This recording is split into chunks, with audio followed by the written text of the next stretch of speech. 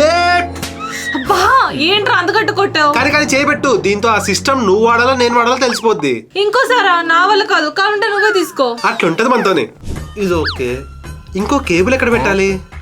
రే ఏంటలా లాగేస్తున్నావు? ఆ వైర్స్ అన్ని ఏంటి? ఏంటక్క నీ దానికి 2 USB పోర్ట్సే ఉన్నాయి. నా హార్డ్ డిస్క్ మొబైల్ ఎలా కనెక్ట్ చేసుకోవాలి? రే ఆ కింద మోనిటర్ స్టాండ్ యూజ్ చేయరా. ఫస్ట్ ఈ యూఎస్బి కేబుల్ తో దీని వెనుకున్న యూఎస్బి పోర్ట్ నుంచి మన CPU కి కనెక్ట్ చేసుకోవాలి. అండ్ ఇది అప్ టు 15 kgs వెయిట్ ని హోల్డ్ చేస్తుంది. సో దీనిపైన మానిటర్ ని ప్లేస్ చేసుకోవచ్చు. అండ్ దీని లెంత్ కూడా 2 లెవెల్స్ లో అడ్జస్ట్ చేసుకోవచ్చు. ఇంకా ఫ్రీక్వెంట్ గా CPU వెనుకున్న పోర్ట్స్ కోసం వెతుక్కోకుండా దీని ఫ్రంట్ ఉన్న 4 USB పోర్ట్స్ ని యూజ్ చేసి at a time keyboard, mouse, hard disk and pen drive ని కూడా కనెక్ట్ చేసుకుని మనం యూజ్ చేసుకోవచ్చు. అంతేకాకుండా దీన్ని ఇలా పుల్ చేస్తే మొబైల్ ప్లేస్ చేసుకోవచ్చు. అలాగే దీన్ని పుల్ చేసి కనెక్టర్స్ అండ్ కేబుల్స్ ని ప్లేస్ చేసుకోవచ్చు.